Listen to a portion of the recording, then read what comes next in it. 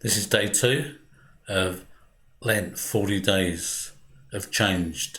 We looked yesterday at confrontation, the confrontation of Jesus meeting with Peter, James and John. They were confronted about their futures, about their lifestyle, about what's going to be happening. This last year we've all been confronted by the coronavirus. Something's come across our paths that we've got no previous experience of, and how we handle it, what we do with the future, how it shapes us is still very much in in our thinking, and we're still wondering what will happen, what will be the future. Talking to somebody just yesterday, and was saying, when will it end? When will we get through this? And you listen to the politicians, and they kind of been positive, but they don't really know. So Peter, James and John were confronted with Christ, and that's the start of everything. That's the start of being a Christian, the start of following Jesus. And Jesus then says, "Follow me." He simply says that. And what we find is that 13 times in the Gospels we hear those two simple words, "Follow me." And it's the call to Peter, Andrew, James and John as his disciples. Jesus says also, "Come follow me and I will make you fishers of men." And once they left their nets and followed him, Matthew 14:18-20. If you go for a job interview, you kind of do a bit of research usually on the company. What do they do? What business are they in? And Jesus is saying, hey, I'm about looking after people. I'm about rescuing people. I'm about, and he uses this analogy of fishing for people. And they pull the fish out of the deep water, out of there, and Jesus is using that as kind of an analogy of coming to rescue people. And I don't know whether they understood that, but that was, if you like, that was the job advert. But the real advert was Jesus himself.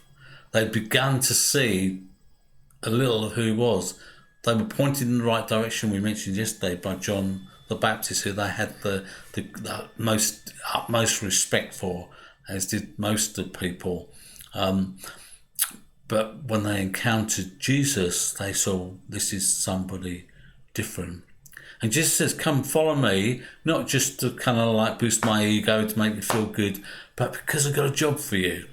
And following Christ is about who he is. It's about his business, which he described as being about his Father's business as a young man.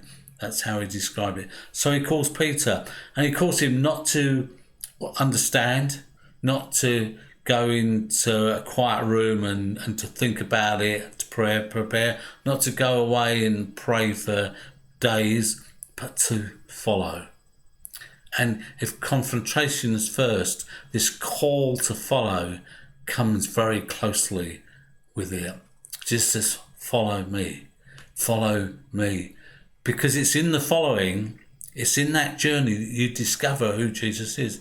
It's in that you discover your purpose. It's in that you discover what Christianity is all about.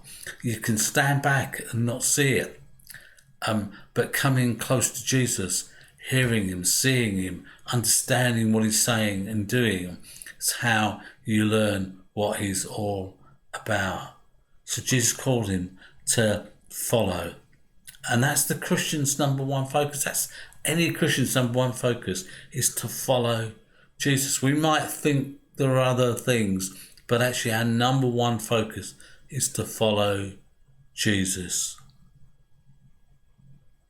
Now, of course, that following is the first giant step, if you like, into the future. It's the first giant step into the rest of your life, into, we use that too much, I suppose, a journey, but that's what it is. It's a journey because we haven't arrived, but we've begun. One that was very different for each of the 12. They all had different lives. Some lived to an old age, some were to die. If you read the stories, if you carry on reading at the Acts of the Apostles, some didn't live very long and were martyred. But they all had different stories. They all had different ways, different futures, and yet the paths were the same, following Christ, following in his footsteps. And the Christian life will be different to us all. The journey will be different for all of us, because God's got particular jobs, particular roles for us all. But we have in common that Christ is the central figure. He is the key person in it all. He is the one that leads us, guides us. That's the one who we follow. Jesus said, we mentioned yesterday in that confrontation, and then the call to Peter, don't be afraid. And many are afraid. Many are afraid. They hear the call to follow, but many are afraid to take on this work with Jesus. You think, well, what will my friends think of me if I become a Christian? Will I fail? That's another common one. I think, well, yeah, hey, I can't live up to those standards. I'm just going to fail. You know, can you imagine Peter thinking that? Because Peter quite often did put his foot in it. And that's a reality. Are we going to fail? Yes, we are. But Jesus calls us knowing that.